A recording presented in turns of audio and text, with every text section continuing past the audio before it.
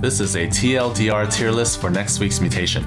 This is based on solo play because your ally is a random factor that cannot be accounted for. Also, this is based on above average co-op knowledge. Mechanical skill is not that important in co-op. Adjust these rankings based on your own knowledge and skill level. Alright, so this may take longer than usual because there's a lot to say about this difficult mutation. Let's start with Tychus. He goes in A because his grenade is really good, and Sam is really good against the heroes. However, you do need to be very careful about your positioning, and you do need to be very careful later on when there are multiple heroes and you only have 3 charges on Sam's grenade. You also have to deal with the shuttles, although serious turrets can deal with that. Also, fighting Zeratul can be very tricky because you need Sirius nearby and then Sam also nearby but not too close. So overall, he's really strong, but you do need to move around and micro a bit. Dehaka is probably the best commander, or second best, among the best, because his pack leaders ignore Moment of Silence. You use P2, of course. They have double the HP to tank for your creeper hosts, which will snipe the shuttles and most of the enemy waves. You can also get Guardians if you want sustained damage, and a few Primal hosts because the Primal host will act as a tank for your creeper hosts in case the heroes get close. You probably want to stop at around 170 supply so you can start making Primal Worms and deep tunnel them around the map to hit the shuttles and to take hits so that your creeper hosts don't get hurt.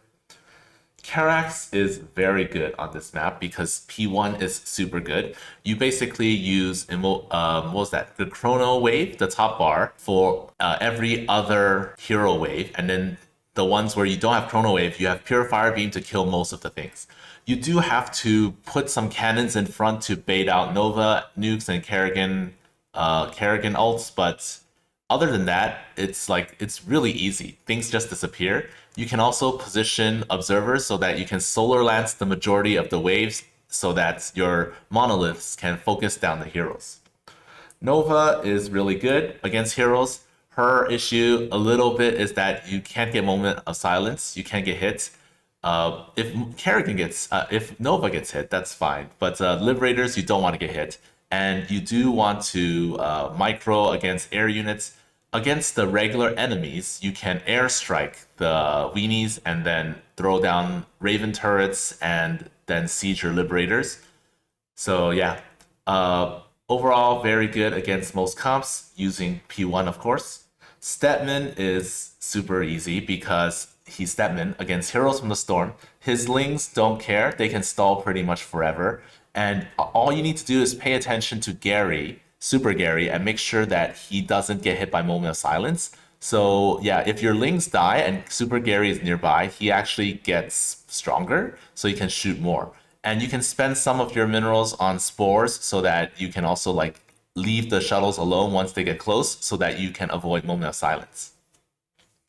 Zeratul, I would put him here because normally against heroes you would use Dark Templars, but there's Moment of Silence, which makes it a little tricky to use Dark Templar. You can use cannons, but only if the enemy comp isn't very strong. So you can use P0, P1, or P2. Don't use P3. You want the Avatar. So yeah, if you use Dark Templar, what you can also do is get the Void Suppression Crystal to slow him down, and then deal near fatal damage to most of the enemies, and then blink away, you leaving cannons, a few cannon projections to finish off whatever's left. Or you can just use cannon projections to stall so that you can go back in and then blink again. Something like that. Artanis, unfortunately, he needs really precise call down usage plus Tempest, and hopefully the enemy comp isn't too terrible because enemy comp, if they hurt too much, then your Tempests are gonna go down. You can kite a lot of things. Also, the last wave, you can kind of need luck. So for Artanis, especially if you're out of position, it's gonna hurt a lot. Very unforgiving. You have to be really, really good with this one. I do think that once you get enough Tempest, it's not too bad. But the last wave, it's really hard to fight because there will be shuttles on both sides, and you can't really be on both sides for that. So yeah, Moment of Silence will stop your Unbound Fanatics, so you really need Tempest. Kerrigan, I thought Kerrigan would be here, but I realized she's actually pretty good against most comps. Not every comp, but you do need really good Kerrigan micro. The good thing is that um, you are not really screwed if the enemy comp is not favorable, because she can kill like anything that can be one shot by immobilization wave will be fine. And then if there's a few things left, then you can use like a snipe to finish them off or something. And with all your extra minerals, you just make a ton of spores. If you use ultras, what you do is you use P3 for extra money. Then you basically let the ultras distract the enemies while Kerrigan snipes all the other things. Even if the ultras get hit by Moment of Silence, you can put them in Omega Worms to keep them safe, and then come back out a little bit later. The hardest wave is the 11-minute wave because you don't have any cooldowns, and you just need to rely on stalling until you get a few ultras to help Kerrigan fight off a whole wave, plus Zeratul, who does like 500 damage a spin by herself. So that part is really hard. The second wave, Dehaka, is a little tricky, but if you use Lings to bait out Dehaka's grab, then you can just like double tap or triple tap Dehaka, hide in the Omega Worm, and then repeat.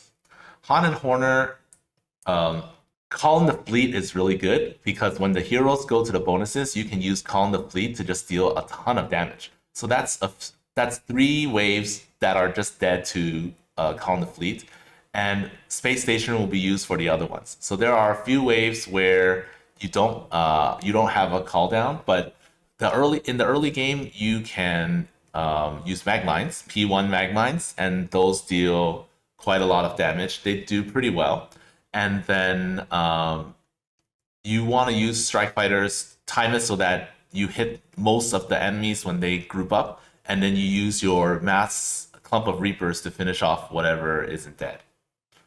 Alarak is very good. I'm not that good with him, but once I learned the correct build order and strategy, the plan, it's fine. So you use P1 here, you get 1 Wrathwalker before 7:30, and then you get 3 or 4 Ascendants before 10 minutes with their upgrades, and then you should be fine. From there, it's just about keep away. So make sure that Alarak is always in the front. P1 Alarak, the hero unit, is actually just like a tank, so he's not really going to do anything except take hits, and then when he eats the supplicants, your Wrathwalkers get stronger. And by the late to end game, you will have like 6 Wrathwalkers with tons of stacks on them, and they'll just shoot down everything. You don't need force fields unless you want to, but if you use force fields, that's cool. If you don't, it's also all right. Phoenix, he's normally good against heroes, but against Moment of Silence, Caldalis is just nerfed. It's worse than Mutually Assured Destruction, because at least with Mutually Assured Destruction, your dude dies and you get more time to, or you get a new shell and you can continue attacking. Moment of Silence means you're out of action for 12 seconds unless Caldalis dies, which may take a while because he does have champ HP. You should use that. I used P3 against a ground comp, and it was really hard, not kind of. Plus, this is Void Launch. The shuttles must be killed with a Dragoon suit, so you can't use that on the enemy waves. If there are air units in the enemy waves, you're also kind of ruined. So it's just so bad all around. It's so difficult even against classic infantry. So yeah, he's down here. Zagara, I think, is really good because bio launchers are so powerful. Well, you will charge your banelings and lings at the enemies, and then you will use bio launchers to smash the heroes. And if they get close, well, you have spines as well. You also have spores at each conduit to take out the shuttles that fly by, plus bio launchers at each one. So yeah, most of your bio launchers will be in the center fighting off the heroes. Make sure that they don't get close. So yeah, as long as you do that, Zagara is actually pretty good. And for the last waves, you can just like mass Scourge and snipe them if your bio launchers don't do the work. Vorazun, normally same. It's similar to Zeratul. So you use Dark Templars, but Moment of Silence means that you're gonna be out of action. So you gotta blink away. The good thing is if you're fighting Terran, you get pretty much free shuttle kills, and Vorazun floats lots of minerals normally, so you can place them, like place cannons around the conduits to finish off the shuttles. The tough part is if there are air enemies and you need Corsairs early, that's kind of rough. But aside from that, Time Stop also really good. Do note that Time Stop changes the timings of the waves. So whatever timings you normally remember for other commanders, it will be different if you use Time Stop. So keep that in mind. With that said, Time Stop, you can kill a hero or two pretty much for free. Blink away, do it again, and repeat. So yeah, it's still really strong.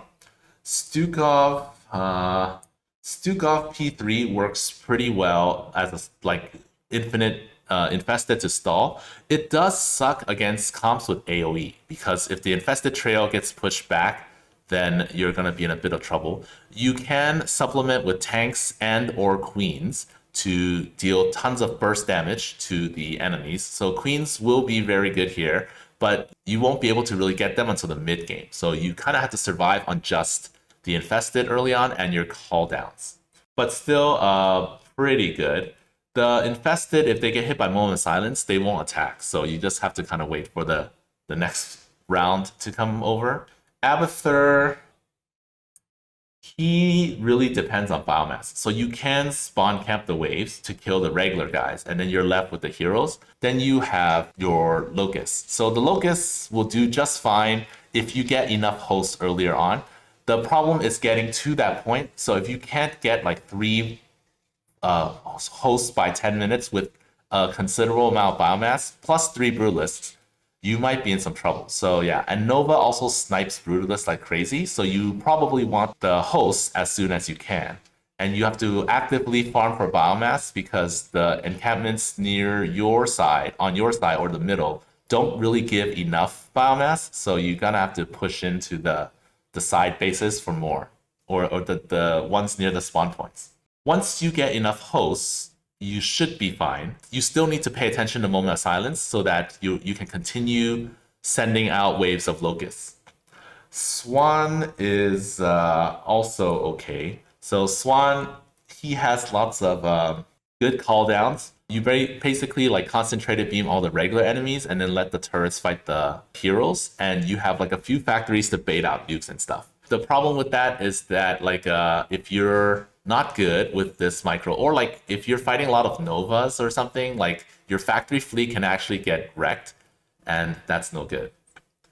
Mengsk is decent. So against any comp that doesn't have siege units, you just hide a ton of units in bunkers. You don't actually need any ESOs, although having some will be helpful. Your bunkers are immune to Moment of Silence, and you just have I'm not talking about like 3 or 4. I'm talking about like 10 bunkers full of units. And you can even have empty bunkers on the side so that your P3 troopers have somewhere to hide. So what happens is when an enemy comes towards you, you should when you see a bunker dying, you just move the units to another bunker right away. So an empty bunker nearby. That way you don't let them die and they keep their guns. To bait out nukes and stuff, you have a group of dudes walk forward so that they bait out the nukes, and then you run into bunkers afterwards. And lastly, we have Raynor, which the last commander I beat this with, finally. Obviously, he's not good. He is very easy if you are against a comp, like a ground comp that has a full ground comp, because you can just use missile turrets earlier on, and later on you have Vikings, which are very good. However, if the enemy comp has any sort of air units early on, they will kill all your hard-earned money, or they'll waste your money because they'll kill all your spider mines. And another thing is that if you miss the spawn camping spot, if you place the mines too close to the spawn point, they will kill all the enemies and not hit the heroes, because the heroes spawn like a second after the wave. So if you kill the wave before the heroes, you don't actually deal the splash damage to the heroes, which means the heroes will destroy all your mines. Another thing is that Kerrigan and Nova will nuke your mines. Kerrigan will also slide through your mines. Artanis will dash through your mines. All these things can just ruin your day. And if you place your mines too far back, then they're gonna get hit by those AoE spells. If you don't place enough of them, the heroes will be alive and they will continue destroying your stuff. So it's really hard to grasp exactly how many mines you need. So I would just lay as many as I can, I would lay as many as possible and leave some space behind so that the mines don't get hit by Moment of Silence. Because if they do get hit, they don't work. They will die. So another group behind can continue to deal damage. So you basically lay like patches of like 20 mines or something so that if a hero comes near it, then they'll die. Yeah, so you have to do that pretty perfectly, and then you can maybe beat this. All right, yeah, so because this was very difficult and I didn't play against a lot of comps, I'm a little less confident about the ratings for this one compared to other ones. But I did successfully complete the all clear, so yeah, hope that at least means something. Well, it was nice to finally be able to do that since I wasn't able to do that last time around. That's it for this tier list. You can extrapolate this info to your duel runs. Good luck with the mutation.